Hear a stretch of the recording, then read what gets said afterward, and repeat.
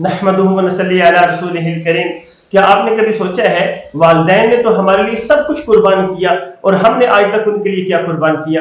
حضرت عبداللہ بن مسعود رضی اللہ تعالیٰ عنہ کی والدہ رات کو پانی مانگتی، وہ پانی لے کر آتے مگر والدہ سو جاتی۔ عبداللہ بن مسعود رضی اللہ تعالیٰ عنہ ساری رات پانی کا پیالہ ہاتھ میں لے کر کھڑے رہتے، صرف اس وجہ سے کہ ماں جاگے تو فوراً پانی دے سکوں، پانی دینے میں دیر نہ ہو جائے۔ حضرت اسامہ رضی اللہ تعالیٰ عنہ کے کھجور کے درخت کی قیمت 1000 درہم تک پہنچ گئی۔ ماں نے گودا مانگا تو انہوں نے درخت بیچنے کی بجائے کاٹ کر گودا ماں کو کھلا دیا۔ فرمایا میری ماں اگر کچھ مانگے اور وہ میرے اختیار میں ہو تو میں نے کبھی انکار نہیں کیا۔ یہ ہے والدین کی خدمت، نیند قربان کرنا، دولت قربان کرنا، بس ماں باپ کا دل خوش کرنا۔ اور سوال یہ ہے کہ ہم نے والدین کے لیے کتنی قربانیاں دی؟ وہ جنہوں نے ہمارے لیے اپنی خوشیاں، نیندیں اور اپنی ساری زندگی قربان کر دی۔ تو دعا ہے اللہ تعالیٰ ہمیں والدین کے ساتھ حسن سلوک کرنے کی توفیق عطا فرمائے۔ السلام علیکم۔